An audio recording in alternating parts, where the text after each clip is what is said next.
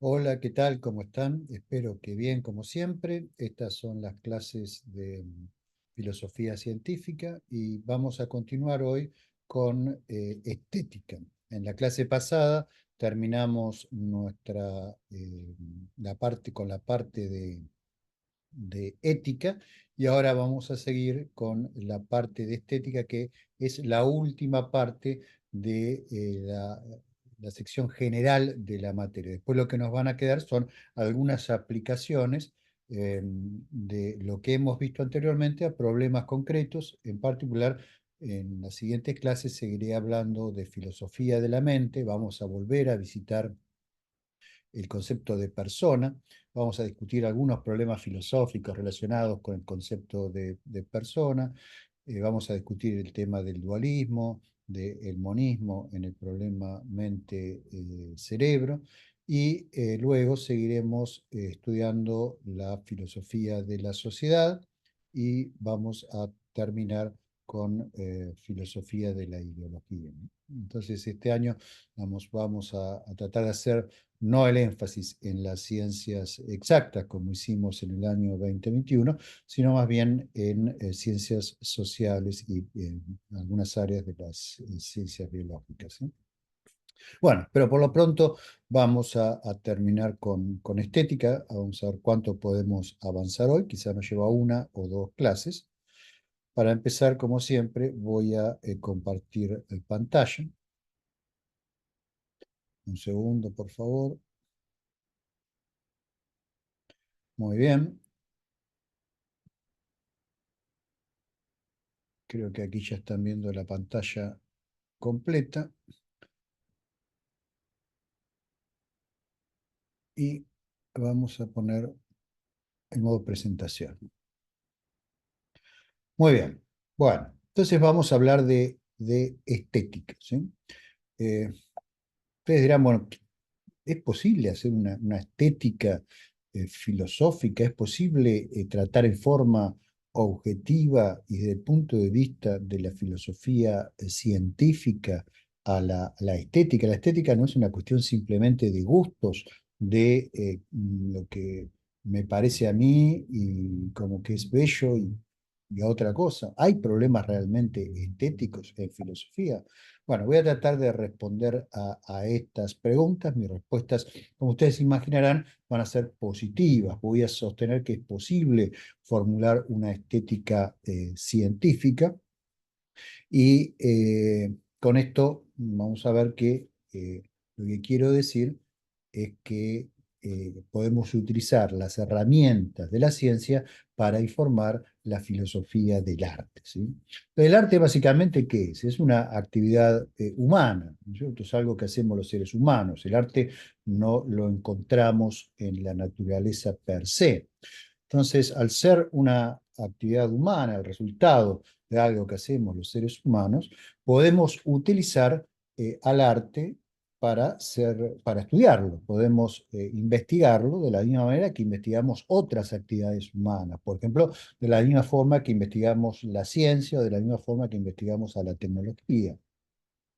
Entonces, podemos utilizar las herramientas de la filosofía y la ciencia, aquellas herramientas que ya hemos adquirido, para tratar de entender qué es el arte. Entonces, el resultado va a ser una estética científica. Quiero decir con esto que ciertamente no el arte es científico, ¿sí? El arte tiene un valor estético, no es científico, pero la investigación del arte puede ser realizado tanto por la filosofía como por la ciencia. Por lo tanto, podemos llegar a tener una filosofía del arte informada por la ciencia, estudiando cómo los seres humanos efectivamente producimos arte y qué es lo que los seres humanos experimentamos cuando decimos que tenemos una experiencia de algo bello, ¿no? O en qué condiciones decimos que un determinado objeto, proceso o estado son bellos, o cuando decimos que son feos o desagradables, ¿sí? lineamiento general de mi línea de ataque va a ser muy similar al que utilicé para discutir los problemas de la ética, como ustedes seguramente ya están imaginando, ¿sí? Voy a sostener esencialmente que no hay objetos bellos en el mundo, ¿sí? O sea, así como en el mundo podemos decir que tenemos a la estrella Betelgeuse, tenemos a la galaxia Andrómeda, tenemos a la ciudad de París, tenemos en esta mesa un determinado libro, ¿sí? Por ejemplo, acá arriba de la mesa tengo, y algunos eran humanos, del Léster del Rey. Bueno, de la misma manera que existen esas cosas, no podemos decir que hay objetos bellos en el mundo, ¿sí? O sea, lo que podemos decir, sí, es que hay objetos que son tenidos por bellos por algunas personas en algún contexto dado y en algún momento dado. Por ejemplo, puede haber personas para las cuales París sea una ciudad bella, ¿sí? O no sé, algún determinado monumento de París es bello, o determinada obra de arte que está en París es bella, o digamos, una cierta configuración de situaciones en un determinado momento, como puede ser un crepúsculo visto del Pont des Arts, le puede parecer a alguien bello en un determinado momento de su vida, en un determinado estado, ¿sí? Entonces, voy a sostener además que los objetos se consideran bellos porque producen en el sujeto una experiencia estética que este sujeto considera como positiva. Entonces, decir que algo es bello es básicamente decir, hay un objeto que me produce a mí como sujeto una determinada experiencia, que le voy a llamar experiencia estética, y esa experiencia estética yo la valoro positivamente.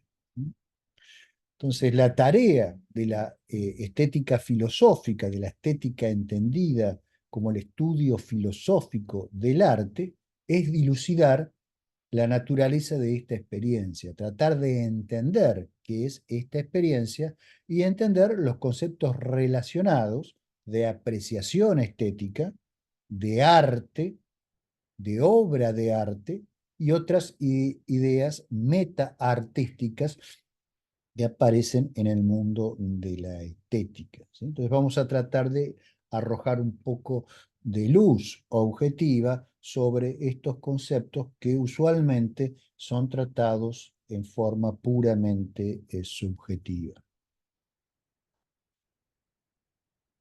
Bueno, empecemos con la experiencia estética, que es lo que es esencial a la hora de calificar un objeto como bello, ¿sí? Si no tenemos una experiencia estética que sea positiva para nosotros, difícilmente califiquemos a algo de bello, ¿sí? Las experiencias estéticas básicamente son procesos que tienen lugar en el cuerpo de un ser humano y especialmente en nuestro cerebro. Esos procesos se desencadenan por interacciones con el objeto al que vamos a juzgar como bello. Ese objeto puede ser de distintas naturalezas. O sea, puede ser un objeto material, como una pintura o una escultura, puede ser un objeto conceptual, como por ejemplo una obra de arte abstracto, ¿sí? Que nos sugiere una idea y es esa idea la que nos parece bella o la que motiva el proceso cerebral al que vamos a definir como experiencia estética. O incluso puede ser algún elemento de la naturaleza. Puede ser, por ejemplo, no sé, un determinado amanecer visto desde la playa enfrente del castillo de Peñíscola en España, ¿sí?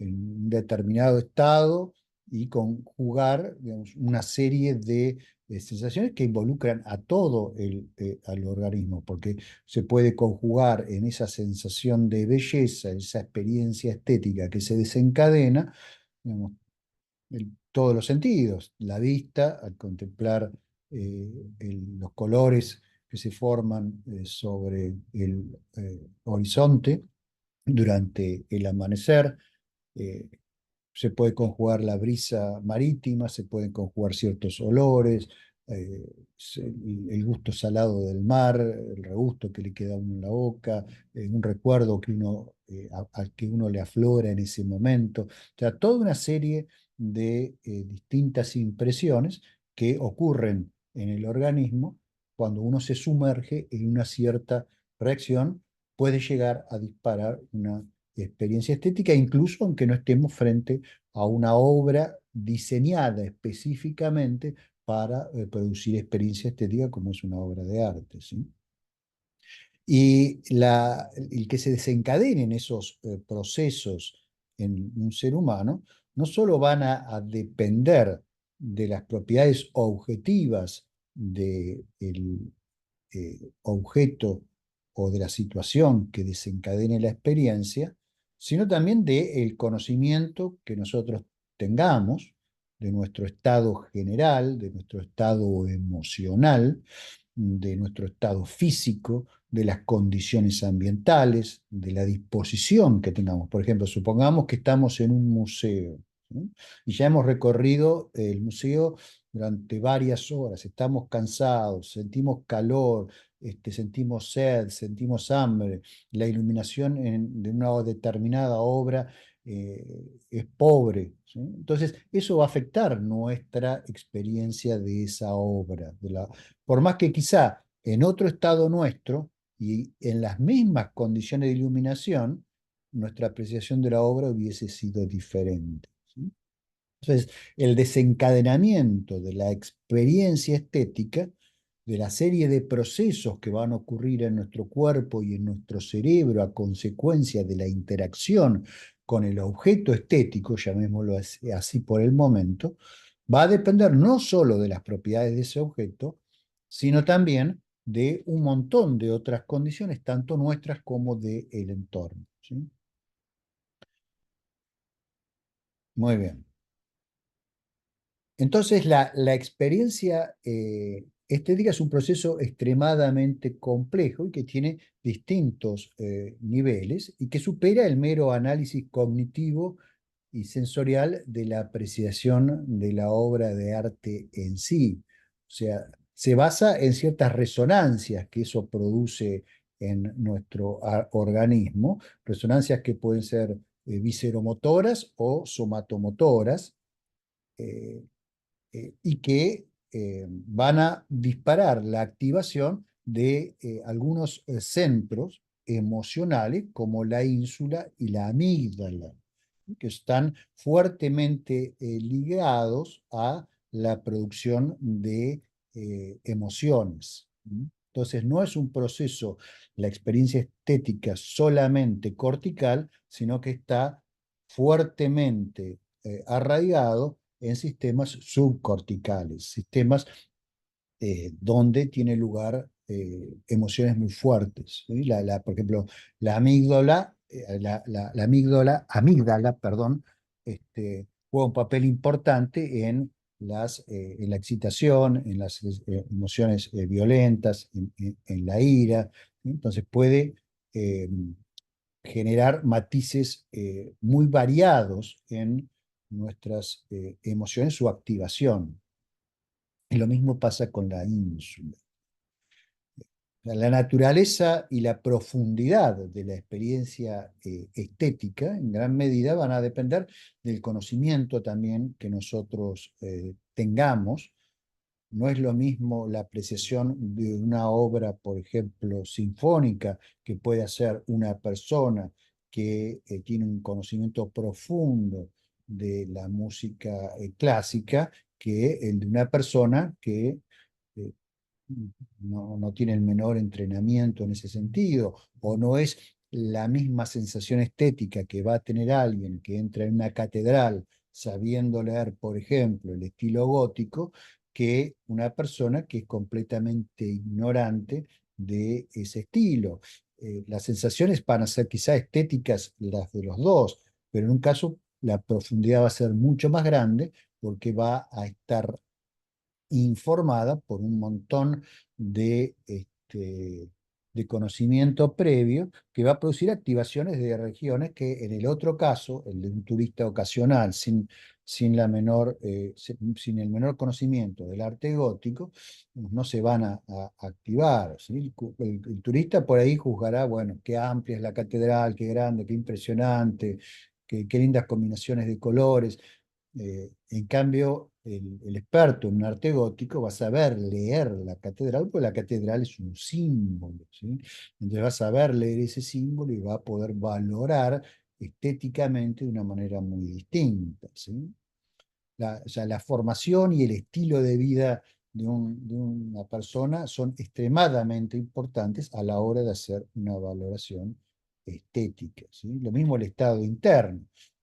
Como les decía hoy, ¿no? No es lo mismo si hace calor que si hace frío, si nos duele la panza que si no nos duele. O sea, la atención que vamos a poder poner en el objeto de, que va a disparar la experiencia estética va a ser muy diferente de acuerdo a nuestro estado general y también de las condiciones físicas, ¿eh? O sea, si hace frío, hace calor, si hay mucha humedad, si está bien iluminado, por ejemplo, en el caso de una estatua, en el caso de un cuadro, la hora del día en que suceda la experiencia. O sea, la experiencia estética surge de las relaciones entre un sujeto sensible, que es muy complejo y tiene muchas posibilidades de sensación, y un objeto y un contexto en el cual el sujeto está inmerso, de tal manera que hay un enorme número de posibilidades y las experiencias estéticas van a tener similitudes en algunos casos, pero en otros casos van a ser completamente diferentes.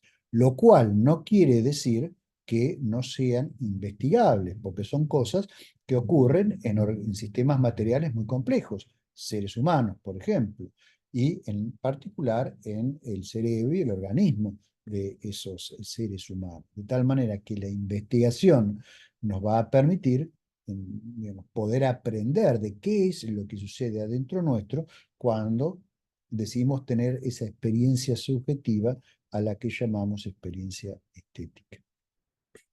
De hecho, lo que observamos, por ejemplo, es que en el transcurso de una experiencia estética, la ínsula se activa, ¿sí? Tanto en experiencias eh, auditivas como en experiencias visuales, como experiencias gustativas y como experiencias olfativas. En todos esos casos puede haber una apreciación estética. Podemos apreciar, por ejemplo, estéticamente un determinado perfume, una experiencia puramente olfativa, o podemos degustar un whisky. Ahí, bueno, no solo va a ser eh, digamos, gustativa, sino también olfativa y va a ser también visual, ¿sí? Porque vamos a evaluar el color, vamos a evaluar el aroma del whisky, vamos a ver cuál es el cuerpo que tiene al agitarlo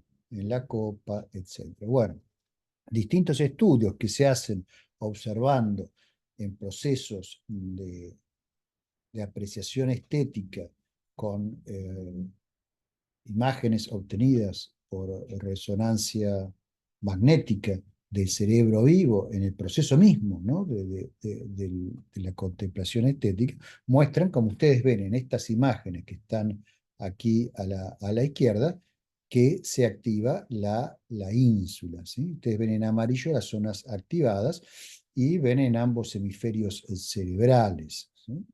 Este, Además, la ínsula, cuando se activa, interactúa fuertemente con la amígdala y con el tálamo, ¿sí? Aquí hay un mapita del cerebro donde está graficada la localización de la ínsula, que la estoy recorriendo en este momento con el marcador, ¿sí? Aquí está la ínsula. Esto es un corte del cerebro, digamos, de costado, o sea, a mí me abrían la cabeza así, ¿no? Entre los dos ojos. Fíjense que el tálamo está rodeado por la ínsula y la amígdala queda aquí en la base, es este puntito que está aquí, ¿sí? Entonces también la ínsula activa la amígdala. Y si cortamos la cabeza, digamos, de frente, como si me diesen un hachazo, ¿no? Rebarándome la cara, ¿no? La distribución de la ínsula en los dos lóbulos cerebrales es como está aquí indicado en rojo, ¿sí? Fíjense que además está conectada con el neocórtex, ¿no? Entonces también si hay actividad del neocórtex va a tener influencia en la estimulación de la ínsula y va a haber una realimentación. De aquí que no se puede hablar solamente de procesos subcorticales, o sea, en la ínsula, en el tálamo, en la amígdala, sino también una interrelación entre los procesos subcorticales, que son los más importantes, pero también en formas de arte abstracto, por ejemplo, con procesos puramente corticales. Entonces, esto muestra que hay algo objetivo que ocurre en nuestra cabeza cuando sostenemos que tenemos una experiencia estética, ¿no? Estos son personas que están manifestando en el momento que les están haciendo estas imágenes, le están sacando estas imágenes, que están teniendo una experiencia estética, ¿sí? Por ejemplo, les están pasando música y ellos manifiestan que esa música es de su agrado, ¿sí? Entonces, lo que pretenden estos experimentos con imágenes por resonancia magnética nuclear es determinar cómo es la actividad del cerebro, que se correlaciona con la experiencia de estética que decimos ocurre cuando estamos ante algo bello, ¿sí? Entonces, lo que muestran básicamente estos estudios es que hay ciertas zonas del cerebro que son particularmente sensibles a los estímulos estéticos, ¿sí? Y en general la mayor parte de esas zonas están ubicadas en el córtex medio órbito frontal de los lóbulos frontales, ¿sí? Es un área que se activa en forma consistente en distintos individuos, van cambiando los individuos y la activación es siempre en la misma área. De ahí inducimos que hay un patrón y esta activación ante la experiencia estética la puede producir tanto un estímulo musical como un estímulo visual, o sea, auditivo, como a través de la vista, o incluso una experiencia abstracta como una experiencia matemática. Se han hecho este tipo de estudios sobre matemáticos, ¿sí? Se les ha pedido que piensen en algo que para ellos es matemáticamente hermoso y se ha verificado que se activan los mismos centros que en otra persona, por ejemplo, se activan cuando esa persona escucha una melodía que le parece bella o cuando se le muestra una obra pictórica que considera bella, etcétera, ¿sí? Eh, entonces, parece ser que estas activaciones son recurrentes, incluso en el caso de cuestiones abstractas, este, lo cual realmente es muy notable, ¿no? O sea, parece ser que hay, además de la estimulación de las áreas subcorticales, una cierta actividad de los lóbulos frontales del cerebro y del neocórtex que puede abstraer ideas y esas ideas, a su vez, ser consideradas bellas en una realimentación entre el neocórtex y los sistemas subcorticales, como esos que mostramos ahí de la ínsula, ¿sí? Es muy interesante. Fíjense, acá hay otro estudio donde aquí muestran la activación de distintas partes del cerebro, en particular de la ínsula y de la amígdala, en el caso de un estímulo estético visual, aquí a la izquierda en el cuadro que tiene la letra A. Luego, en el cuadro del medio, un estímulo musical. Fíjense que las regiones que se activan, si bien están en la ínsula y en la amígdala fundamentalmente, y también en los lóbulos frontales, los ojos de la persona están por acá, ¿sí? Esto que está acá es el cerebelo, ¿sí? Esto es el tallo y esto es el bulbo raquídeo. Entonces, fíjense que si bien son distintas partes de la ínsula y de la amígdala, en ambos casos se activa la ínsula y la amígdala, ¿sí? Pero distintas regiones, ¿sí? Aquí para el estímulo visual y aquí para el estímulo musical. Y ahora, cuando le presentan al mismo paciente a la vez un estímulo que es musical y visual y tiene valor estético para el paciente, esta es la activación total que se produce, donde las áreas en rojo son la activación visual, las áreas que están en verde son la activación musical y las áreas en amarillo son la superposición de ambas. ¿Sí? Muy, muy interesante. Esto, claro, está visto ahora de canto, o sea, como si me cortaran la cabeza así. ¿Sí? Entonces, permite ver cómo se distribuye en toda el área subcortical esta activación. ¿No? Bueno, también se puede estudiar, por ejemplo, la intensidad de la experiencia estética. ¿Sí? O sea, podemos ver cómo mostrándole al paciente distintos objetos de apreciación estética que pueden ir desde el rango de considerar algo muy bello a algo muy feo, ¿sí? Eh, cómo es la activación, ¿sí? O sea, cuál es la intensidad de la actividad en la región en cuestión del cerebro que se activa, tanto para el caso visual como para el caso musical. ¿Sí? Entonces, fíjense que lo que se obtiene es aproximadamente que la activación es proporcional a la, eh, a la calificación estética que se le da a eh, lo que se está experimentando. O sea, a mayor belleza que se le asigna o mayor intensidad de la experiencia estética que subjetivamente siente la persona, objetivamente hay una mayor activación de esos centros cerebrales, como queda reflejado en estos gráficos, ¿sí? Que están aquí. Obviamente es aproximadamente lineal, en el caso musical es bastante aproximado, en el caso visual, digamos, hay una pequeña curva, ¿no es cierto? Pero bueno, esto es con una muestra limitada, estos estudios se tienen que reproducir.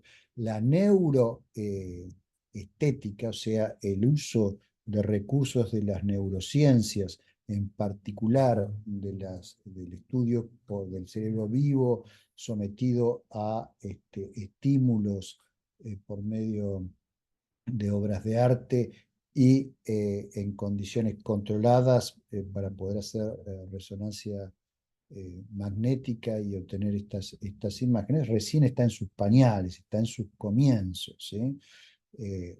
Se le está empezando a dar el nombre de neuroestética a este tipo de estudios y bueno, las muestras todavía son preliminares, de ahí que lo que podemos decir es que parece ser que la relación tiende a ser lineal hasta ahora. ¿Sí? Veremos cómo evoluciona esto en el futuro. ¿Sí?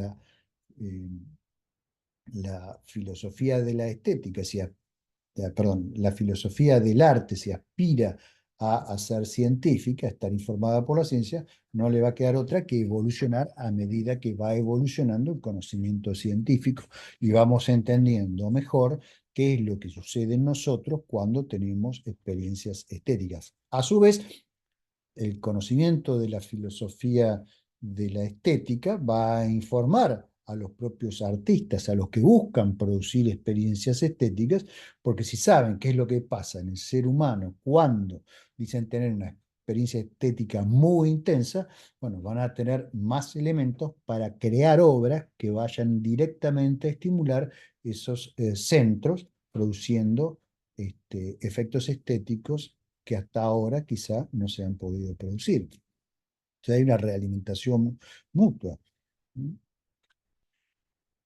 Entonces, basados en estos y otros muchos experimentos que se hacen y se siguen haciendo, este, digamos, podemos empezar a concluir que es razonable naturalizar la experiencia estética argumentando que la misma evolucionó primero a partir de la activación cerebral producida por la valoración de objetos que tenían importancia biológica, incluidas fuentes de alimento y las parejas sexuales, la atracción sexual. ¿Sí? Estas regiones subcorticales se activan también en situaciones donde nos sentimos atraídos por alimentos y nos sentimos atraídos sexualmente. Eh, Solo más tarde, ¿sí? Parece ser que los seres humanos han aprendido a estimular, a producir estos estímulos por medios diferentes, por medios que llamamos hoy en día arte, de tal manera de producir sensaciones similares a las que se producen en esas otras situaciones, o que por lo menos tienen un origen en ellas. ¿Sí?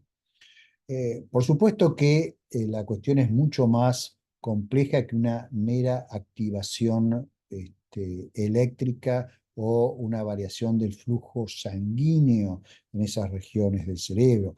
Ustedes saben que el cerebro es un mecanismo extraordinariamente complejo, mediado por montones de procesos neuroquímicos, en particular por neurotransmisores, que activan o inhiben un montón de funciones eh, cerebrales.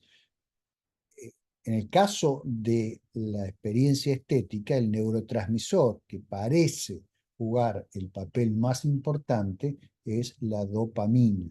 ¿Sí? Parece que la dopamina es el neurotransmisor más fundamental, lo cual no quiere decir que los otros neurotransmisores no jueguen algún rol, ¿cierto? Y no estoy hablando solamente de la cantidad relativa de dopamina, sino también de la cinética de la dopamina en el cerebro, de cómo circula, de cómo se inhibe, de cuánta dopamina puede haber en un determinado momento, en una determinada región, cómo es el cambio de liberación de dopamina, la secuencia en la cual se libera, en la cual se captura, etcétera, etcétera, etcétera. O sea, es algo extremadamente complejo y que recién se está empezando a estudiar. ¿Sí? Eh, las estructuras, entonces, paralímbicas activadas por las obras de arte están críticamente involucradas en la cognición social y en la empatía. ¿Sí? Cuando nosotros nos relacionamos socialmente, también tendemos a tener, digamos, activación de estas mismas regiones subcorticales y paralímbicas. ¿Sí? Eh, entonces parece haber, digamos, una, una evolución del arte en el sentido de que a mayor interacción social, a mayor evolución de la sociedad y mayor empatía entre los seres humanos, digamos, más rica es la producción artística que se produce porque más amplia es la variedad de experiencias estéticas que los individuos empiezan a requerir. ¿Sí? Obviamente que en una sociedad embrutecida por el hambre hay muy poco margen para actividades artísticas que busquen producir experiencias estéticas. No debemos olvidar de nuestras clases de ética y en particular de las de axiología, que nuestras valoraciones tienen una cierta jerarquía y en la parte más alta de esa jerarquía están los biovalores, que son aquellos, digamos, que nos permiten, digamos, si los logramos alcanzar, mantenernos con vida en principio y mantener un estado de salud razonable. Eso es un prerequisito para poder digamos, llegar a un estado en el cual uno pueda tener alguna chance de valorar también las experiencias estéticas. De lo contrario, digamos, las experiencias estéticas para un individuo que tiene hambre y su principal función es tratar de alimentarse, digamos, pueden ser muy pequeñas o incluso irrelevantes, ¿sí? De ahí que el que la sociedad en la cual eh, se producen las obras de arte sea próspera es esencial para que una mayor cantidad de personas en esa sociedad pueda tener acceso a una experiencia estética. Un indicador de desarrollo, yo creo, muy bueno de una sociedad es la cantidad de museos, por ejemplo, que esa sociedad tiene, o la cantidad de obras de arte que esa sociedad ha sido capaz de producir, ¿sí? O cómo esa sociedad valora a sus artistas. El hecho de que haya una alta valoración de los artistas en una sociedad puede ser indicativo de un gran grado de desarrollo en esa sociedad porque ya han sido mitigadas, digamos, otras necesidades mucho más básicas que las necesidades estéticas, que son las bionecesidades primarias, ¿sí? Muy bien. Entonces, los conceptos de experiencia estética y de valor estético están vinculados entre sí mediante una necesidad lógica, que es la siguiente, y es lo que nos permite realizar una teoría objetiva de la experiencia estética y del arte, y no simplemente rechazar esto diciendo que, bueno, son todas cuestiones subjetivas y cada uno tiene su gusto y allá cada uno, ¿sí? Que un poco es la posición que tenía Mario Bunge, que a quien yo considero mi mentor en filosofía, en esta área. Una de las cosas que yo he tratado de hacer es de extender la metodología que Mario introdujo para hacer filosofía a también campos que él no exploró o que él desdeñó, como por ejemplo la estética, ¿sí? Entonces, yo creo que podemos objetivizar la estética de la siguiente manera. Podemos afirmar que una experiencia de un objeto es estética si y solo si el sujeto atribuye un valor al objeto y ese valor es estético. ¿Sí? Entonces, cualquier persona que no pueda sentir experiencias estéticas va a ser indiferente a los juicios estéticos. ¿Sí? Eso tiene implicaciones profundas, porque, por un lado, esto es una teoría realista, no es una teoría meramente subjetivista de la estética, porque estoy diciendo que en el sujeto, que es un sujeto material, ocurren ciertos procesos que se llaman experiencia estética, ¿sí? Ante un cierto objeto.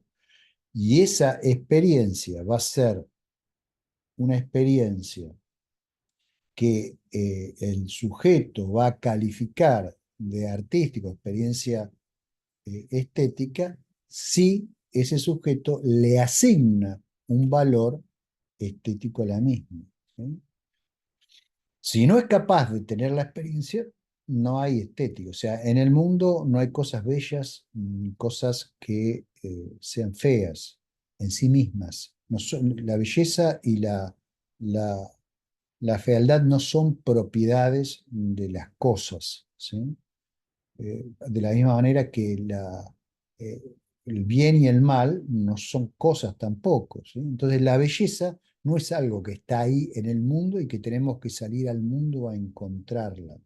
Podemos salir al mundo y si no tenemos sentimientos estéticos, si no tenemos experiencias estéticas, no las vamos a encontrar, porque es el resultado de nuestra interacción con algunos elementos en el mundo, algunos elementos también artificiales que nosotros construimos y ponemos en el mundo, pero siempre son cosas materiales y si son conceptuales son ficciones creadas por seres materiales, ¿no? Eh, entonces, digamos, es el resultado de esa interacción lo que genera la belleza o el concepto de belleza en nosotros. Entonces no lo vamos a encontrar ahí afuera, sino que lo vamos a hacer es experimentar. La belleza no se encuentra, sino que se experimenta. ¿Sí? Cuando yo voy a un museo, no voy a un lugar que está lleno de belleza. Voy allí a producir sensaciones de belleza en mí. ¿Sí? Voy a buscar experiencias estéticas a las que yo le voy a asignar un valor positivo. ¿Sí? Bien. Entonces, dado que el cerebro es plástico y es, digamos, uno de los principales órganos que está involucrado en la experiencia estética, aunque por supuesto no es el único, porque estamos de todos nuestros sentidos también, como el cerebro es plástico, podemos aprender a tener más y mejores experiencias estéticas. O sea, el entrenamiento y la cultura potencian la sensibilidad estética. No es cierto que uno nace siendo músico o nace siendo pintor o que nace siendo artista. Uno puede nacer con una propensión a tener un muy buen oído o una propensión a tener una buena diferenciación de colores o a tener una capacidad de excitación estética muy grande. Pero esa propensión sin entrenamiento y sin cultura no se va a potenciar y no va a permitir que la persona genere obras de arte. Incluso no puede no llegar a permitir un grado de entrenamiento muy bajo y de cultura muy baja a apreciar el valor estético de cosas que para personas con el adecuado entrenamiento y la adecuada cultura tienen posibilidad de valorar. La valoración estética se educa, ¿sí? Porque el cerebro es plástico, el cerebro puede aprender. Lo que aprende, ustedes dirán, bueno, es el neocortes, sí, pero el neocortes está conectado con el sistema límbico y puede influirlo claramente. Entonces podemos aprender a apreciar, podemos aprender a leer y disfrutar una novela, podemos aprender a disfrutar un poema, podemos aprender a componer canciones y si entendemos de música vamos a valorar más la música que si no entendemos de ella y somos, digamos, espontáneos al respecto. No es cierto que en nuestro interior hay un artista que solo debemos mirar hacia adentro y descubrirlo, como dicen los coach artísticos, cuya única función es vender libros de autosatisfacción a personas que no quieren molestarse en hacer ningún esfuerzo para entrenarse y enriquecerse culturalmente a, digamos, con el objetivo de poder tener experiencias estéticas más profundas. ¿Sí? Una experiencia estética puede llegar a ser tan profunda como una experiencia mística. ¿Sí? Pero eso requiere, tal como lo requiere la experiencia mística, un arduo entrenamiento y requiere también mucha formación, mucha cultura, mucha disciplina, mucha educación. ¿Sí? Bien, ay, perdón, me equivoqué de botón ahí recién. Tengo que volver ahora a conseguir el... Creo que aquí está. No. Bueno, entonces la apreciación estética de diferentes tipos de objetos conduce a lo que llamamos juicios estéticos. ¿Sí? Yo puedo hacer juicios estéticos. Son enunciados acerca de objetos de apreciación estética. Por ejemplo, un juicio estético puede ser tal cosa es bella, tal paisaje me parece bello, tal libro es más bello o es más hermoso que tal otro. Tal película me ha producido una experiencia estética mucho más profunda que tal otra. O tal cosa me parece horrible. ¿Sí? Esos son juicios estéticos. Le decimos que un objeto, un suceso o un proceso, que es una sucesión de sucesos, es bello si produce en nosotros un tipo particular de experiencia estética que calificamos de positiva. ¿Sí? Si la experiencia estética es negativa, vamos a decir que en vez de ser bello, es feo, ¿sí? O es espantoso, o es horrible, ¿sí? Yo, por ejemplo, me ponen música de reggaetón y digo, lo que estoy escuchando es un ruido espantoso, ¿sí? Es un juicio estético. Es un juicio estético basado en, digamos, una cierta escala de valores estéticos que yo puedo formular en forma objetiva y entonces es verdadero o falso relativo a esa escala de valores en determinadas circunstancias, por supuesto. Puede ser, por ejemplo, que, no sé, Dios no lo quiera, pero que un profundo estudio del reggaetón me revele maravillas del reggaetón que hoy en día no soy capaz de apreciar por mi baja cultura. Bueno, es posible, ¿no? No lo niego. En ese caso, revisaré mi escala de valores estéticos, ¿sí? Que permanentemente está en modificación. Ahora, el juicio no es subjetivo porque esa escala la haya formulado yo, sino que es relativo, que no es lo mismo que subjetivo, pero es objetivo en el sentido de que es relativo a una escala que puede ser analizada por cualquier otro, y cualquier otro puede decir, bueno, esa escala se compara de esta y de esta manera con esta otra escala de valoraciones. Y quieren, pues, si quieren, pueden investigar mi cerebro, a ver qué partes de mi cerebro se activan y con qué intensidad se activan cuando yo me someto a objetos que me producen esas experiencias estéticas, ¿sí? eh, Hablé de experiencia estética positiva. Entonces, una experiencia estética, vamos a decir que es positiva si en condiciones ideales, o sea, con la correcta iluminación, en el correcto estado de reposo, de tranquilidad, con la correcta ambientación, hace que el sujeto apruebe cognitivamente, o sea, con el neocórtex, la experiencia que ha tenido y produce el deseo de continuar o repetir la experiencia, ¿sí? Por ejemplo, leo el poema conjetural de Borges por primera vez. Bueno, eso sucedió en algún momento de mi niñez. Eh, Ese momento yo ya no lo voy a poder repetir, pero desde entonces he estado releyendo una y otra vez, en muchísimas circunstancias, ese poema. ¿Sí? Y ha producido siempre experiencias estéticas en mí. Y esas experiencias estéticas las juzgo como positivas. ¿Por qué? Porque cognitivamente yo puedo analizar lo que me sucede cuando leo ese poema y es algo que yo quiero que se repita. Y por eso retorno una y otra vez a ese poema bendito, ¿sí? Como puedo retornar una y otra vez a Annabel Lee de Edgar Poe, porque la musicalidad del poema me atrae de una manera que es irrefrenable para mí y no puedo evitar leerlo en voz alta, ¿sí? Una y otra vez. Entonces juzgo positivamente la experiencia que me produce.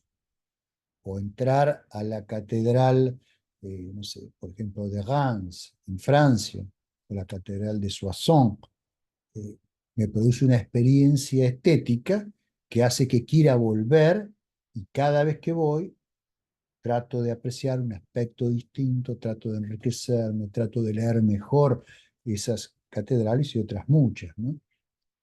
O, por ejemplo, no sé, escucho música, oigo música, soy devoto de ciertos autores. Por ejemplo, a mí me gusta mucho el barroco. Entonces, una y otra vez retorno a Bach, una y otra vez retorno a Purcell, ¿sí? A los grandes autores barrocos.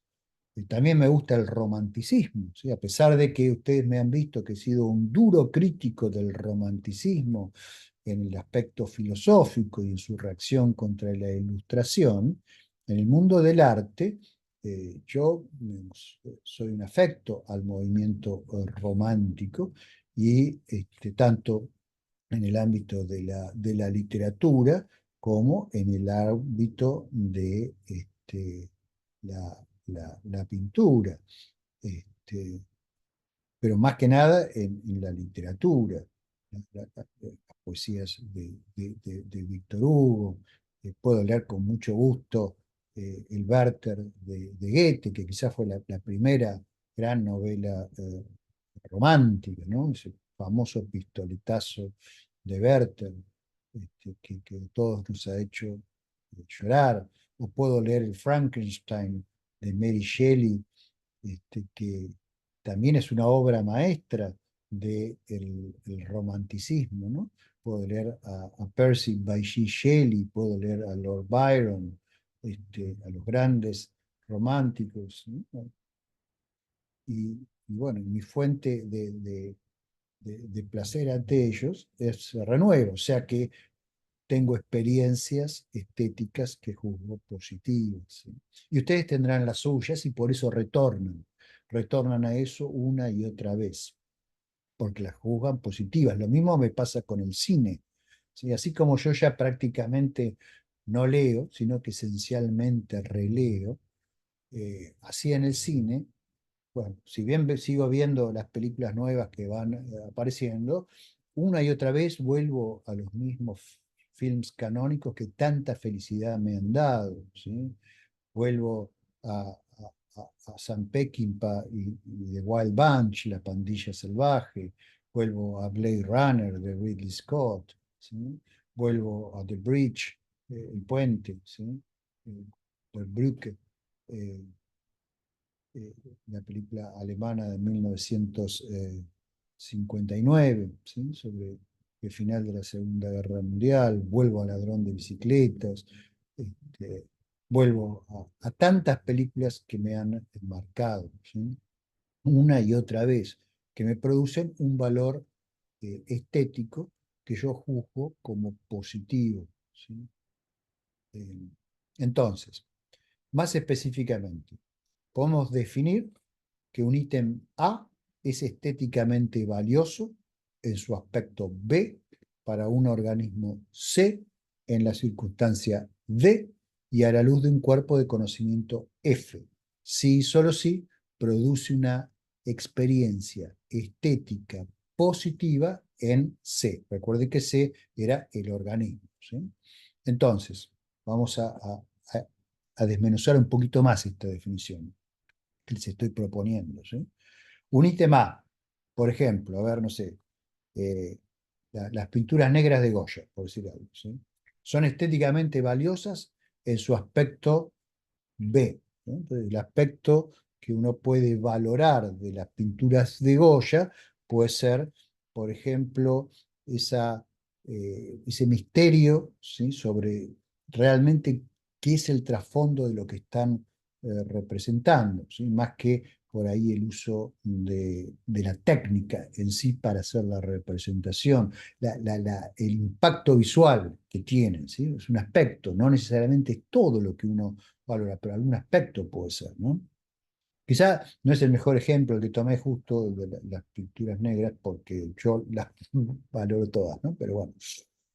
Eh, bueno, entonces, puede ser un aspecto B o una serie de aspectos. Para un organismo C, en este caso, soy yo en una circunstancia D. Bueno, para apreciar las pinturas negras de Goya, esa circunstancia tiene que ser, tengo que estar en Madrid y tengo que estar en el Museo del Prado, ¿sí?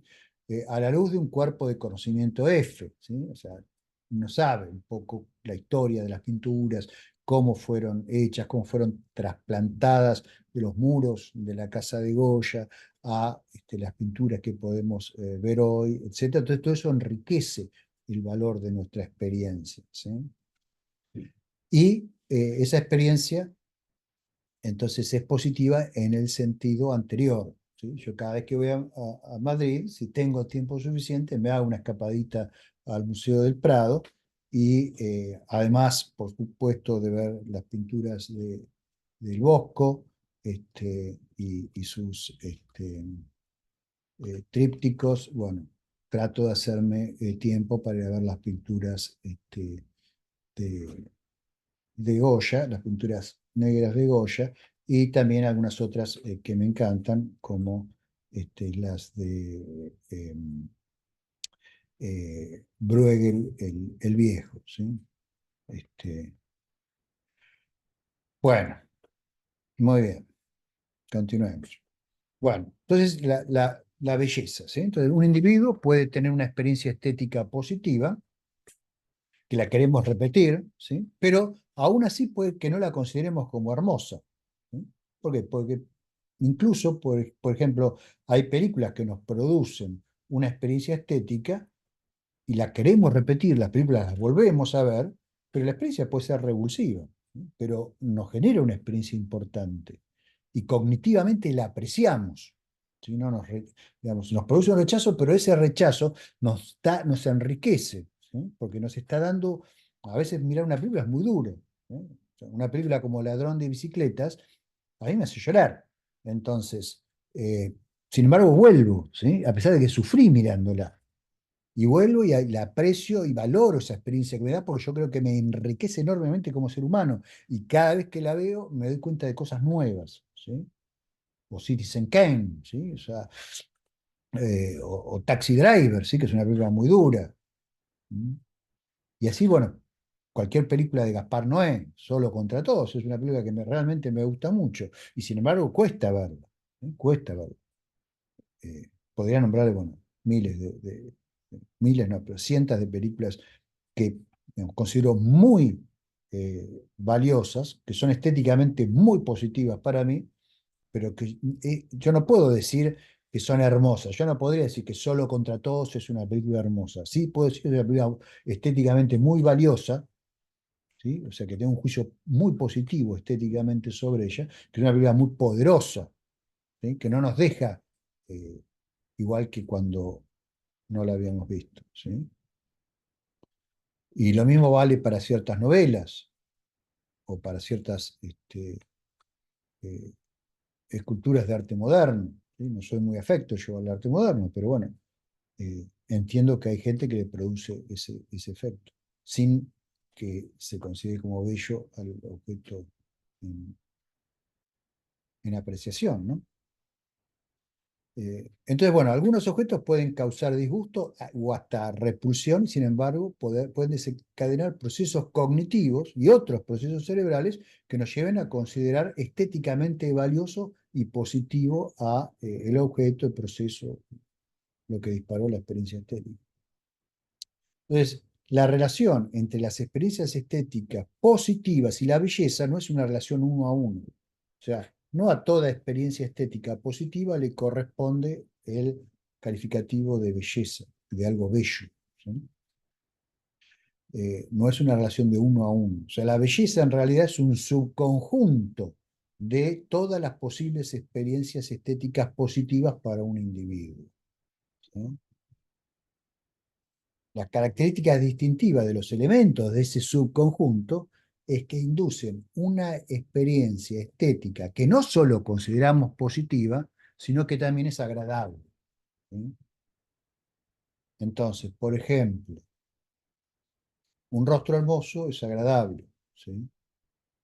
La teoría de la relatividad a mí me produce una experiencia estética agradable, ¿sí? eh, Determinadas films, determinadas poesías me producen una experiencia estética agradable. Entonces digo, son bellos, son objetos bellos. Bien, entonces podemos definir ahora a la belleza, ¿sí?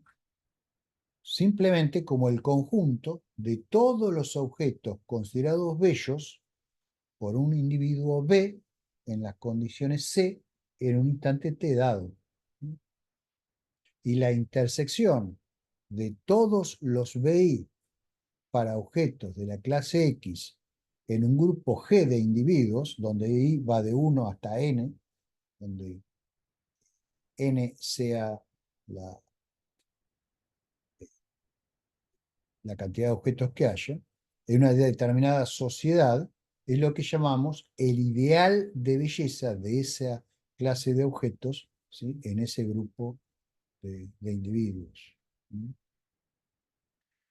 No es lo mismo el ideal de belleza, por ejemplo, de un rostro humano en Argentina, que en Brasil, que en México, que en Estados Unidos, que en Canadá. O sea, son sociedades distintas, hay matices, hay un trasfondo cultural, hay una educación, hay una interacción que hace que, digamos, lo que a uno le puede parecer a un grupo humano, el ideal de belleza que tiene, es distinto que el de otro, ¿sí? Lo mismo con cualquier otro país, más si pasamos ahora a culturas no occidentales, ¿no es cierto? Y fíjense que no solo las obras de arte pueden ser estéticamente valiosas, los paisajes, como ya dije, pueden ser valiosos, los rostros humanos pueden ser valiosos, los cuerpos humanos pueden ser estéticamente valiosos, objetos naturales, una piedra puede ser estéticamente valioso, o una imagen del telescopio espacial James Webb puede resultar estéticamente maravilloso. Yo muchas veces me he maravillado con imágenes científicas, ¿sí? Animales, ¿sí? Este, artefactos tecnológicos. Yo recuerdo un científico, ahora no, se me fue el nombre del científico, igual no importa porque no es un científico conocido por ustedes, pero digo yo conocía, que mantenía que una Mac, las primeras MacBook Pro, que eran increíblemente finitas, eh, eran objetos bellísimos, ¿eh? Considerados objetos estéticos del más alto valor. O sea, se puede considerar como un objeto estético que produce una eh, experiencia estética, también artefactos tecnológicos, teorías científicas, que son objetos puramente conceptuales, como ya hemos visto, ¿sí? Para mí, la teoría de la relatividad es la teoría más bella que existe. Hay gente que dice, ¿cómo te puede parecer bella una teoría que tiene 20 ecuaciones diferenciales en derivadas parciales, ¿sí? Como ecuaciones dinámicas? Y me parece la teoría más bella que ha producido el ser humano. Otros prefieren la teoría de Maxwell, ¿no? Este, Igual hay una gran coincidencia, yo creo, entre los físicos que han estudiado a fondo la teoría general de la relatividad, de que es la más bella de las teorías científicas. Tengo un artículo sobre eso y después al final se los voy a mencionar, ¿sí?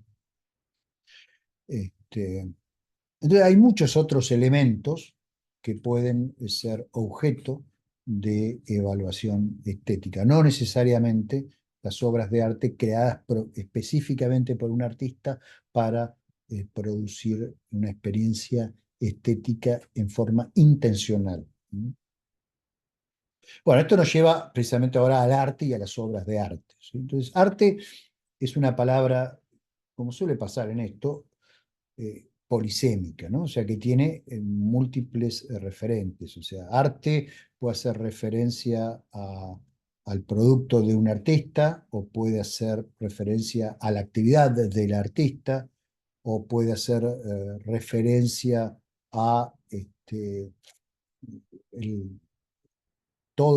digamos, el proceso social que tiene como resultado la generación de una obra de arte, desde eh, la actividad de los críticos hasta las galerías donde se comercia arte, los talleres donde se fabrica objetos de arte, etcétera, etcétera.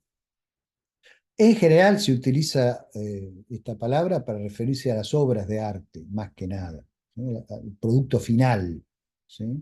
Pero, insisto, puede describir la actividad de los artistas, la evaluación de las obras de arte, su distribución en la sociedad, su exhibición, ¿sí? Y muchas otras cosas más, ¿sí? No nos olvidemos que un museo tiene un curador de arte que es el que decide cómo se expone la colección para que genere el mayor efecto estético posible, el mayor valor, para extraer de esas obras de arte el mayor valor estético posible, para generar el mayor valor estético en los individuos que van a presenciar la obra de arte. Y eso en sí mismo está generando experiencia estética, y también es una forma de hacer arte, cómo distribuir, cómo iluminar, cómo presentar, la forma de la secuencia en la cual aparecen las obras de arte, ¿sí? Lo mismo pasa en el cine. No es lo mismo si vamos a ver una película al cine que si la vemos en nuestra casa. No es si la vemos en nuestra casa, no es lo mismo si la vemos con una luz prendida que en silencio, todo apagado. No es lo mismo si el sistema es surround o si el sistema es simplemente unos baflecitos que están frente al televisor. No es lo mismo si lo vemos en un televisor de muy alta definición, de cristal líquido, que si lo vemos en un televisor tubo rastro catódico, y etcétera, hay un larguísimo etcétera, ¿sí? Bueno, entonces muchas de estas actividades están asociadas, las actividades de producción del arte, de su distribución, de su apreciación, a instituciones, ¿sí? A fundaciones, a universidades, a escuelas y a organizaciones comerciales también. O sea, el arte, el concepto de arte es muy complejo y tiene muchos niveles, ¿sí? Y la actividad artística, que es una actividad humana, también es una actividad compleja, muy compleja, ¿sí? Que por momentos tiene aspectos que recuerdan a la producción industrial, porque el arte necesita circuitos de distribución, necesita marketing, necesita un montón de cuestiones que también tienen un aspecto comercial, ¿no?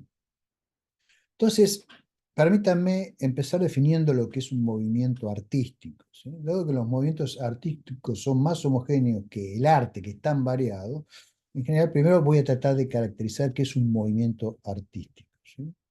Un movimiento artístico A sub I, digamos, puede representarse por medio de 12 componentes.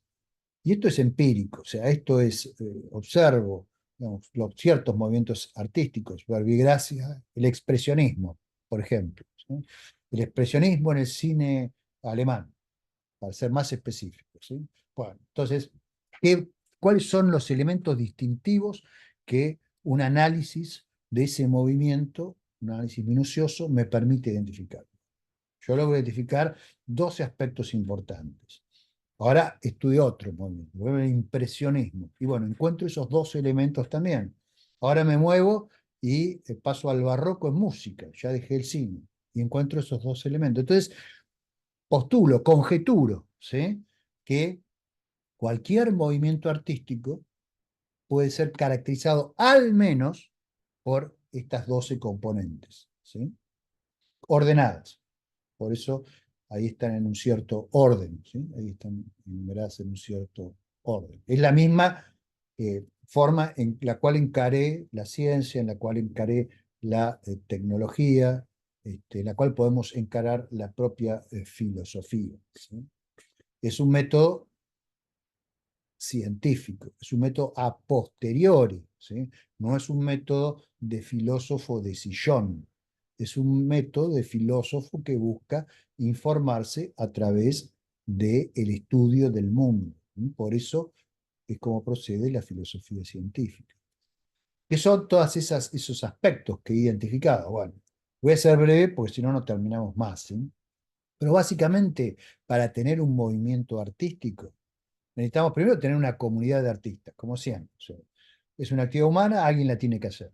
Pero una comunidad de artistas, ¿qué son los artistas? Son individuos que pueden diseñar y construir objetos artificiales, que pueden ser tanto conceptuales, o sea, artefactos conceptuales, que ya vimos lo que son, o materiales, ¿sí? Materiales en el sentido de que son de materia, son materia, ¿no? O sea, una estatua, una pintura, etc. Llamados obras de arte estos objetos, o realizar representaciones de obras de arte, porque no nos olvidemos que algunas obras de arte son dinámicas. Una obra de teatro es dinámica. La obra de teatro, a diferencia de una pintura, no está ahí todo el tiempo, ¿sí? Una obra de teatro se ejecuta en un determinado momento. Lo que por ahí está escrito es eh, el libreto de la obra de teatro, pero la performance se hace y la obra de arte se experimenta en el momento que uno asiste al teatro, ¿sí? Bien, entonces el artista es una persona que tiene la capacidad, una comunidad en realidad de personas que tienen la capacidad de, o la intención de producir y este, diseñar, construir, llevar a cabo de forma intencional estos objetos artificiales.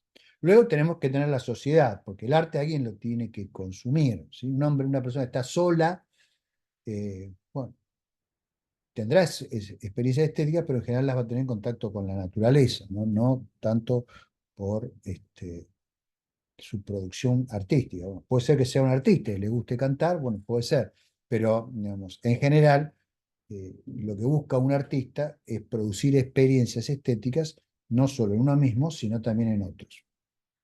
Es una forma también de expresar cosas que quizá no se pueden expresar por medio de un mero discurso articulado para ser captado cognitivamente. Entonces necesitamos una sociedad que albergue a los artistas y que de alguna manera sea susceptible a las obras de arte. Luego, tener el conjunto de obras de arte que producen estas personas de la comunidad C. Y luego el recurso, conjunto de recursos materiales que son accesibles a esos artistas para crear, distribuir, exhibir, comercializar sus trabajos y ejecutar sus representaciones. Esto que incluye cosas como talleres, teatros, galerías de arte, museos, larguísimo, etcétera, ¿sí?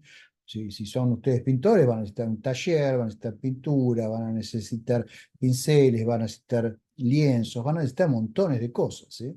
Si son escultores, van a necesitar también talleres, pero van a necesitar otra clase de herramientas, ¿sí? O sea, recursos materiales, van a tener dinero también para comprar todas esas cosas. Bien, luego van a que tener unos objetivos artísticos. Si uno hace arte, es bueno para producir experiencias artísticas, estéticas, ¿verdad? Pero, ¿qué tipo de experiencia estética quiero producir? Bueno, ahí hay que tener un objetivo, ¿sí? Cuando Martin Scorsese firmó Taxi Driver, tenía un objetivo. Él sabía lo que quería lograr con esa película. Y cuando Miguel Ángel eh, esculpió La Piedad, tenía un objetivo, ¿sí? Sabía lo que quería. Bueno, entonces, un conjunto de objetivos de los artistas. Luego el conocimiento total disponible a los artistas para lograr esos objetivos. Como les decía hoy, el arte requiere conocimiento, es una falacia, una falsedad, no una falacia, afirmar que el arte es algo que tenemos adentro y surge espontáneamente, un disparate, de hecho.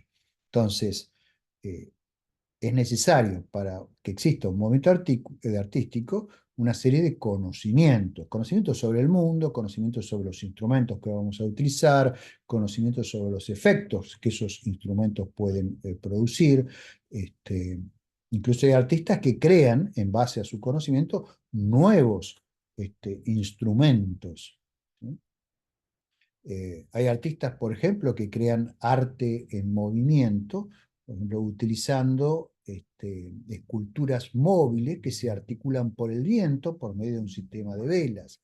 ¿Sí? Es muy interesante eso, pero requiere conocimientos de mecánica y de ingeniería bastante serios lograr eso. ¿Sí? Lo mismo, por ejemplo, un músico tiene que tener conocimientos serios de física si quiere realmente innovar en el arte, ¿no es cierto?, de la física. ¿No? Por ejemplo, Alan Parsons Project era un ingeniero de sonido con profundos conocimientos ¿no? de, de- de- de- de- de ingeniería y también de física.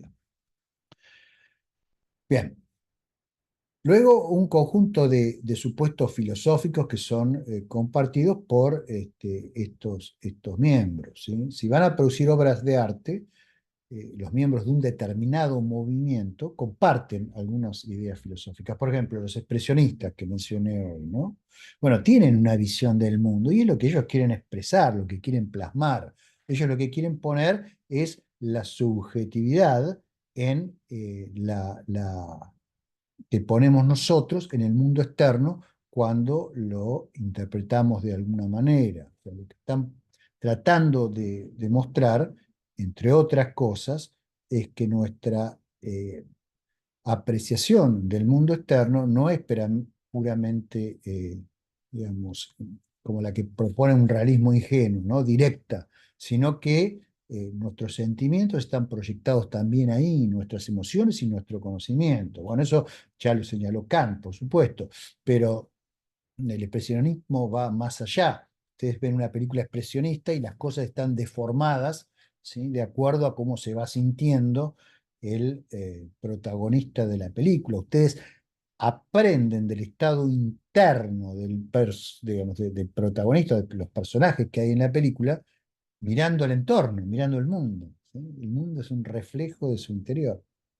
Bien, y así, digamos, distintos movimientos artísticos comparten distintas visiones filosóficas y supuestos filosóficos.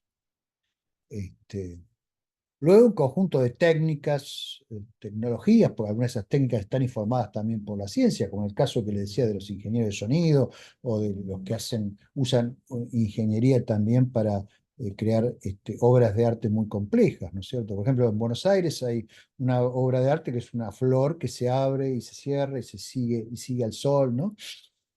Como hace un girasol.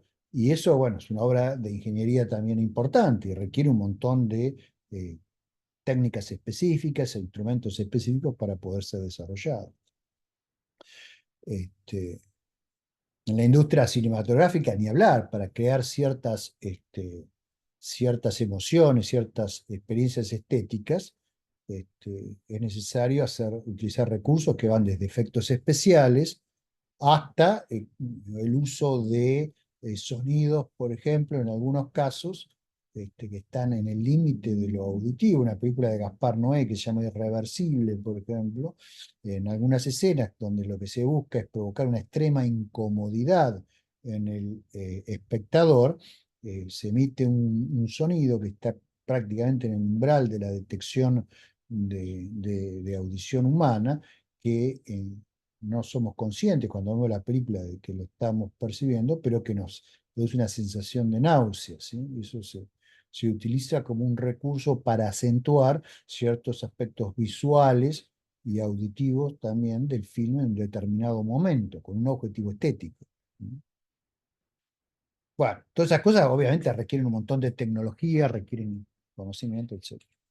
Luego, un conjunto de reglas, prescripciones, convenciones e instrucciones adoptadas por los miembros de C, o sea, de la comunidad de artistas, en conexión con el movimiento. O sea, si ustedes no pintan de una determinada manera y de acuerdo con determinadas prescripciones, no pueden llamarse impresionistas.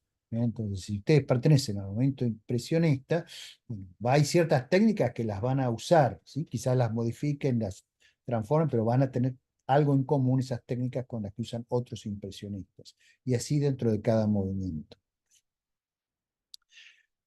Luego un conjunto de expertos, ¿sí? Que están entrenados en esas técnicas y que tienen los conocimientos como para evaluar el nivel de ejecución de las obras de arte y cuán efectivas son o no para transmitir lo que el artista quiere transmitir.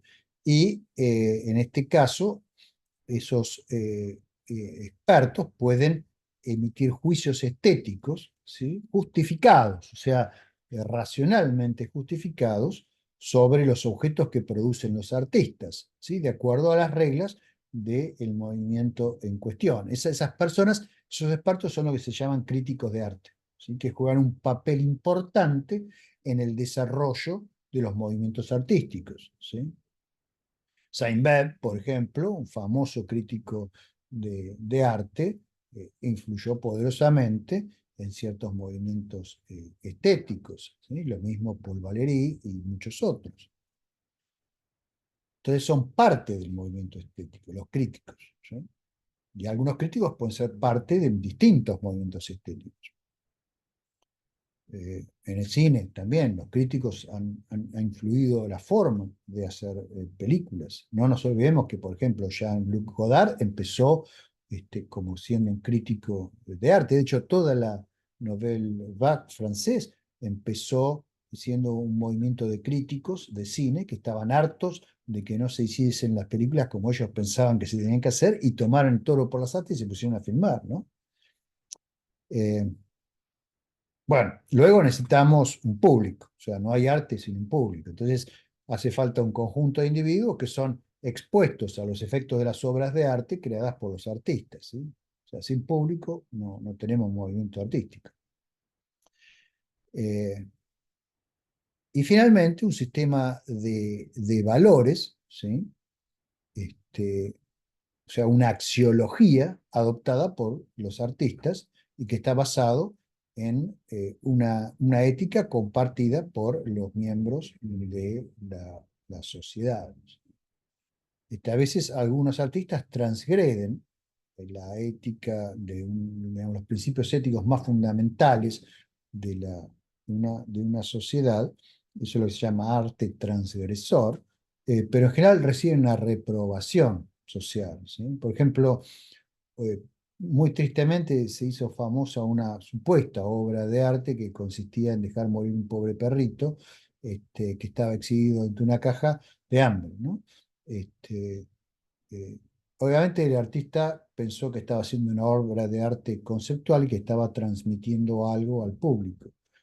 Pero eso no quita que para hacerlo haya causado una cantidad de sufrimiento inenarrable a un ser sintiente y que haya destruido una vida, ¿sí? Yo no creo que ninguna obra de arte pueda justificar eso, ¿sí? Y creo que en los sistemas de valores dignos de ser adoptados, o por lo menos en el sistema de valores que yo les propuse en la clase pasada, ese tipo de arte no tendría que tener lugar, ¿sí? Lo mismo si se hace un film maltratando animales, por ejemplo, Ingmar Bergman hizo films maltratando animales.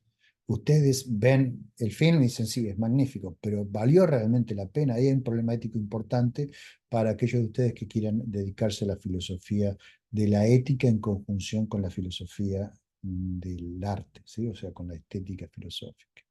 Bueno, tenemos estos 12 elementos, ¿sí? Ustedes dirán, bueno, hay también todo un aspecto comercial relacionado con el arte. ¿Dónde entra eso en todo esto? Bueno, yo creo que entra en, digamos, la interacción de la comunidad de los artistas con la sociedad y con el público, ¿sí? Entonces, eh, ahí entran todo lo que son los sistemas de distribución, etcétera, y en los recursos accesibles a los miembros de la comunidad. Entre los recursos accesibles tienen que estar los medios no solo de producción, sino también de distribución. Y en el arte eso es muy complejo porque implica galerías y museos y otras cosas, ¿no? Hay instituciones que fomentan el arte, proveen fondos, ¿no? Entonces eso yo lo incluyo ahí. Algunos de ustedes quizás pues si no, pero creo que eso tiene que ser incluido en forma separada. Yo lo pensé, pero no me di cuenta de cómo justificarlo suficientemente, pero quizás alguno de ustedes pueda llegar a justificar. Bueno, esta es mi propuesta, ¿sí? Entonces, fíjense que algunas consecuencias de esto, que los movimientos artísticos son sistemas sociales materiales. Son sistemas sociales porque están formados por individuos, forman un subsistema dentro de la sociedad, es un subsistema social que a su vez es un sistema.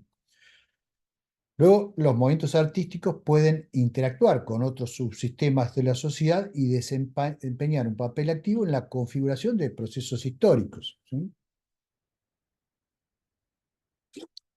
Procesos históricos que ya no necesariamente son estéticos, ¿sí? Eh, Son procesos que ocurren en la sociedad, son procesos sociales, ¿sí? Que pueden ir desde revoluciones a cambios de punto de vista radicales. Por ejemplo, el romanticismo eh, empieza como un movimiento puramente estético, pero se va extendiendo a todas las artes, perdón, todos los ámbitos de la sociedad, ¿sí? Y termina también generando cuestiones en el ámbito político e incluso en el ámbito ideológico, que terminan modelando sociedades nuevas, ¿sí? Entonces, el poder del arte no hay que subestimarlo, es enorme. Eh, Fíjense que artistas, críticos y público en general están vinculados por relaciones que son muy complejas, ¿sí? Que van más allá de la mera producción y percepción pasiva de las obras de arte. El público es parte esencial de una obra de arte. O sea, si una obra de arte es completamente rechazada por todos los públicos, bueno, esa línea de arte probablemente desaparezca. O sea que el público, en el fondo, tiene un poder grande también para influir en el porvenir del arte, ¿sí? Eh, y eso a su vez está entrelazado con el efecto que los críticos producen en el público y el acceso que el público tiene a los críticos. Y eso a su vez se relaciona, digamos, con otros aspectos de la sociedad que ya no están dentro del movimiento artístico, pero, digamos, como los aspectos políticos, ¿no? O sea, supongamos que los críticos empiezan a ser controlados por los políticos. Entonces los políticos empiezan a influir en las obras de arte. Eso ha pasado. Por ejemplo, hay un arte nacional socialista influido por las ideas políticas del partido nazi, ¿sí? Y es ese arte monumentalista, gigantesco, y hay un arte, digamos, hay una arquitectura de inspiración comunista también, ¿no es cierto? Con esos edificios también espantosos que aún hoy se pueden ver en Moscú y en tantas ciudades de Rusia, ¿no? Esos monoblocks espantosos, gigantescos. Bueno, en algún momento, en ese contexto político, los críticos estaban formados ideológicamente para alabar ese tipo de producciones artísticas y desalentar otro tipo de formas de arte. Entonces hay una interrelación muy compleja y hay muchísimo por estudiar. Y esto es un campo abierto, en crecimiento, y hay, digamos, muy poco hecho de todo esto, ¿sí? Hay muy, muy poco. Las ideas artísticas también pueden impregnar a grupos muy influyentes en una sociedad y pueden ayudar a modelar la cosmovisión de individuos que forman a grandes sistemas sociales en ciertos periodos históricos, ¿sí? Ahí ya les di el ejemplo del romanticismo, pero el ejemplo del nazismo también es interesante. O sea, ustedes piensen que Hitler era un artista frustrado, ¿sí? Él empezó queriendo ser artista, digamos, le gustaba primero la pintura y luego la arquitectura, y siempre se consideró digamos, que si no se hubiese dedicado a la política, se hubiese dedicado a la arquitectura. Y de hecho, dos de sus principales asesores, y después uno de ellos fue eh, bueno, dos de ellos fueron ministros, el más conocido es Albert Speer, ¿no? Ministro de Armamentos del Reich, pero antes era el arquitecto oficial de Hitler y fue la persona que, por ejemplo, este, eh, diseñó y construyó la Cancillería del Reich, ¿no? Siguiendo las ideas al respecto arquitectónicas de Hitler, ¿no? Compartían esta idea de un arte así monumental, con una especie de glorificación del cuerpo humano, atlético, saludable, y con ámbitos extremadamente espaciosos, jugando con la luz y muchas otras cosas. De hecho, hay una película de Leni Riefenstahl, este, eh, sobre la convención del partido nazi en Nuremberg en 1934, que es una película muy interesante. Desde el punto de vista de cómo se hace un documental, es una de las películas más importantes de la historia, junto con los documentales de Ken Burns, ¿no? Este, y ahí ustedes pueden ver, digamos, el uso del arte, ¿sí? Con fines también políticos. Entonces, todo esto es muy complejo, está muy interrelacionado con estas cosas y hay muchísimo para estudiar acá, ¿sí? Bueno, todos estos movimientos artísticos, ¿sí? Entonces, ¿qué es el arte en sí? Bueno, el arte, con la definición de movimiento artístico que tenemos, el arte lo definimos como el conjunto de todos los movimientos artísticos, ¿sí? O sea, el arte es el conjunto de todos los X, tales que cada uno de esos X es un movimiento artístico. Fíjense que entonces el arte, al ser un conjunto, es un concepto y no es un sistema material. Lo que son, pueden ser materiales, y no necesariamente lo son las obras de arte. Eh, Algunas son meras ficciones, otras pueden ser tan materiales como este, el David de Miguel Ángel, ¿sí? O la Catedral de Chartres. El estudio del arte es el estudio de los sistemas entonces artísticos, ¿sí? Es decir, de los movimientos artísticos. Cada movimiento tiene sus propias características específicas con sus obras de arte, reglas, convenciones, públicos, expertos, etcétera. Algo muy complejo. Bueno, entonces, ¿qué podemos decir de la ontología del arte? ¿Mm?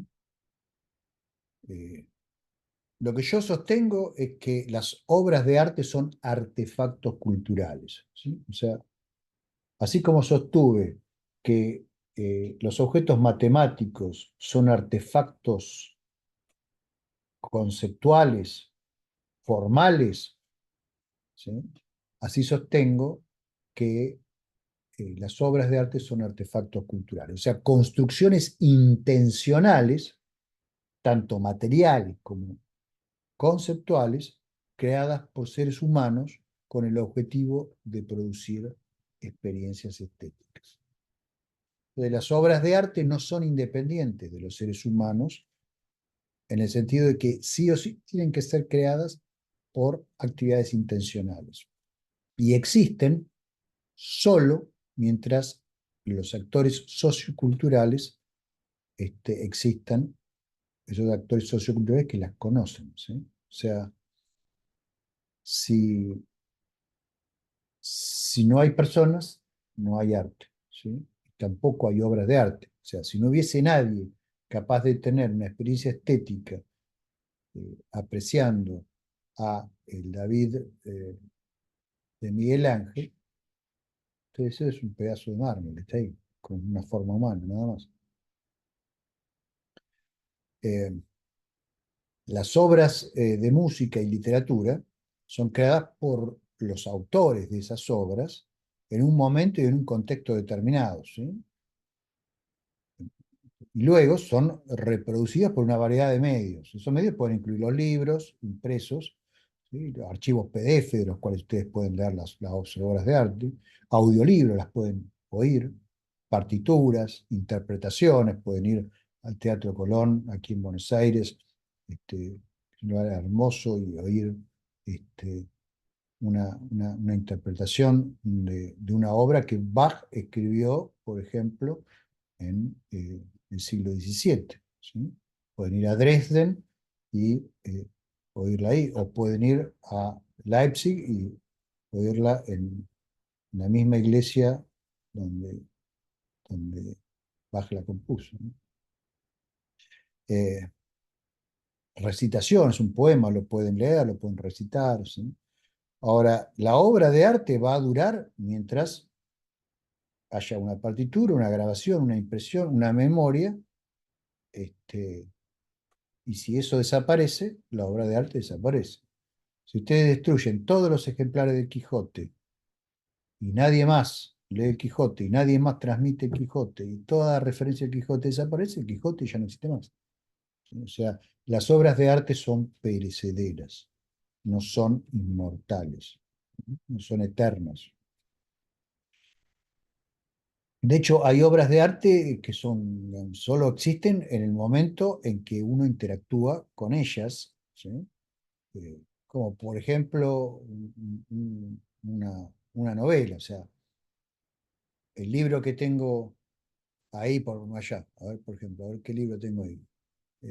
Veamos, las obras de Julio Verne, por ejemplo, ¿no? Eh, bueno, sería mejor ejemplo quizás las de Wells, digamos las de Wells, ¿sí? Entonces, ¿son una obra de arte? Sí, son una obra de arte. Ahora, ¿cuándo es una obra? Cuando la leen. O sea, cuando esa obra que él escribió está produciendo, al tener yo contacto con el libro, que es una cosa material que está ahí nada más, un- una experiencia estética. Entonces, el artefacto se produce en mi mente cuando yo releo esa, esas historias magníficas, ¿sí? De viajero en el tiempo y sus avatares con los Morlocks y demás, ¿sí? Ahora, el libro en sí, bueno, puede ser una obra de arte, si es una edición muy linda, es una edición que yo le encuentro un valor estético, pero ahí no está en realidad Wells. Wells va a estar aquí, ¿sí? ¿Por qué? Porque algunas de las cosas que van a ocurrir en mi cabeza van a ser similares a las cosas que tenía Wells en su cabeza, en su cuerpo, cuando escribió eso, ¿sí? Si la obra es buena, si la obra es exitosa, ¿sí? La melancolía, la tristeza, el desasosiego que Céline sintió al escribir Viaje al fin de la noche, bueno, lo sentimos nosotros cuando releemos su novela, con matices, por supuesto, que son los nuestros. Y además nunca la leemos dos veces de la misma manera, por eso siempre hay que estar releyendo, ¿no? Porque esa experiencia va cambiando con nuestra vida. ¿Sí? No es lo mismo si yo la vuelvo a leer ahora que cuando la leí por primera vez. El primer impacto fue devastador. ¿Sí? Bien, la belleza de una obra de arte, ¿sí? Por otra parte, no es una propiedad de la obra de arte, sino que es la atribución de un valor estético de un sujeto sobre la base de su experiencia previa y experiencia estética que ha tenido, le hace a esa obra, ¿sí? De acuerdo a ciertos criterios. Entonces, por eso es que una persona puede decir, esa obra es bella, y otra persona dice, esa obra no es bella, porque la están atribuyendo a la belleza, no está en la obra. Se genera en la relación de la persona con la obra y la persona hace la atribución de acuerdo a la experiencia estética que tiene. Una persona que es indiferente a la música no hace ninguna atribución de valor estético a algo que a otra la puede mover a las lágrimas directamente. ¿Sí? Como todo valor en sí, es una ficción, el valor estético, no la experiencia estética, el valor estético. Es un artefacto conceptual que expresa nuestra reacción, o sea, nuestra experiencia estética y su contexto, porque no es la misma experiencia estética la que se da en un contexto que en otro. ¿Sí? Ya la teoría del valor estético parte eh, de la axiología, ¿sí? Es una parte de la axiología. Acá dice parte, no, es una parte de la axiología. Bueno, entonces, resumiendo todo esto que les he estado diciendo de estética, ¿sí? Las experiencias estéticas son una clase de procesos biológicos mediados por los sentidos que ocurren en ciertos organismos evolucionados, ¿sí? Principalmente en el cerebro. No sostengo que solo sean seres humanos, ¿sí? Hay animales que eh, creemos que pueden sentir experiencias estéticas y hay animales que producen arte. ¿Sí? O sea, se ha visto a chimpancés, se ha visto a elefantes produciendo arte, por ejemplo. Estos procesos dependen tanto del estímulo externo producido por el objeto de apreciación estética, sea natural o artificial, como del estado del organismo. ¿Sí? Si la experiencia es positiva, el organismo considera que el objeto estético es estéticamente valioso. ¿Sí? Por ejemplo, hermoso o bello si después cognitivamente busca repetirlo. Las experiencias estéticas son la raíz de las valoraciones estéticas, de la misma manera que las necesidades eran la raíz de las valoraciones éticas. ¿Mm? No hay cosas bellas en sí mismas, no hay atardeceres que sean bellos en sí mismos. Lo que hay son, o sea, los valores estéticos, como cualquier otro valor, ¿no? Son ficciones atribuidas a unos objetos por unos organismos en un estado particular. Los movimientos artísticos son sistemas socioculturales que incluyen artistas, a críticos, a elementos materiales de muy variado tipo, a elementos conceptuales asociados con sus actividades específicas, ¿sí?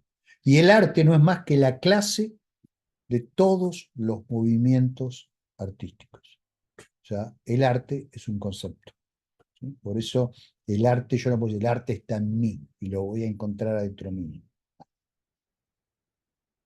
Si quiero producir arte, entonces o genero un movimiento artístico o me sumo a un movimiento artístico, utilizo un montón de medios materiales, adquiero un montón de conocimiento, me entreno, me capacito y busco producir experiencias estéticas con un cierto objetivo en determinada clase de personas.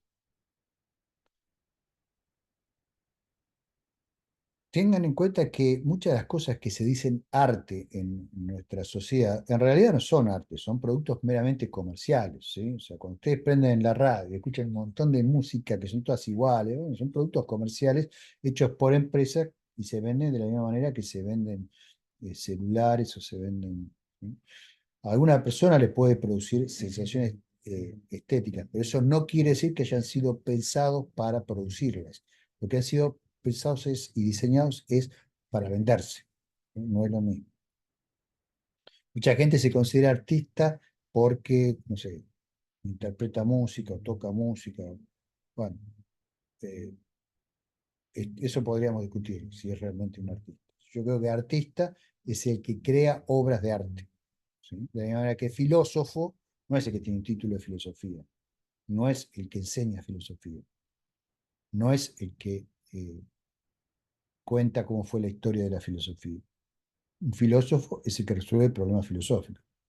Un científico es el que resuelve problemas científicos. Un artista es el que crea obras de arte. Bueno, las obras de arte pueden ser materiales, como pinturas, esculturas, conceptuales, como obras literarias, procesuales, o sea que son procesos, como por ejemplo obras musicales, o mixtas, como las representaciones teatrales, ¿sí? Eh, la estética, entonces, para terminar, es el estudio filosófico de las experiencias estéticas y del arte.